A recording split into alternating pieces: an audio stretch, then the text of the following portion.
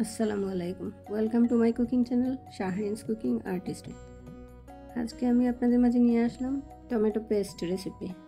আমি কিভাবে tomato paste তৈরি করেছি সেটা আপনাদের মাঝে আজকে শেয়ার করব। এখানে আমি 2 কেজি টমেটো নিয়েছি।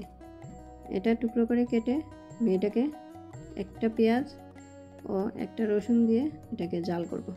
সাথে আস্ত 4-5টা গোলমরিচও দিয়ে দিলাম। এটা ভালো করে সেদ্ধ হয়ে গেলে আমি একটা চালনিতে এটাকে চেলে নেব।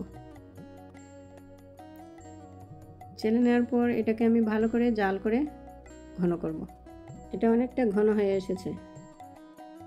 এখন আমি একটা প্যান বসিয়ে এখানে 2 টেবিল চামচ তেল দিয়ে দিলাম 1 টেবিল চামচ রসুন কুচি। এটাকে বাদামি রং করে ভাজবো। এখন দিয়ে দিচ্ছি টমেটো পিউরি, দিয়ে দিচ্ছি 2 টেবিল চামচ কাশ্মীরি মরিচের গুঁড়া, আপনারা চাইলে লাল মরিচের গুঁড়ো ব্যবহার করতে পারেন।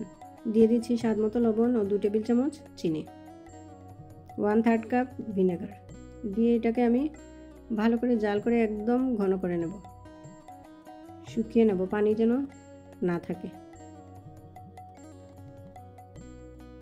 একদম থকথকে ঘন করে ফেলব। এটা আপনারা যে কোনো কিছুতে ব্যবহার করতে পারবেন, যে কোনো রান্নায় ব্যবহার করতে পারবেন, স্যান্ডউইচে ব্যবহার করতে পারবেন, বার্গারে ব্যবহার করতে পারবেন, যে কোনো কিছুতে আপনারা ব্যবহার করতে পারবেন এবং নর্মাল ফ্রিজে 6 থেকে 7 মাস এটা সংরক্ষণ করতে পারবেন। এটাকে আমি এখন ভালো করে ঠান্ডা করে নেব।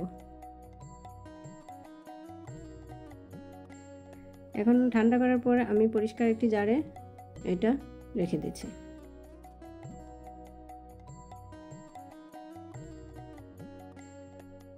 রেসিপিটি যদি আপনাদের ভালো লেগে থাকে তাহলে একটা লাইক ও সাবস্ক্রাইব করতে ভুলবেন না প্লিজ।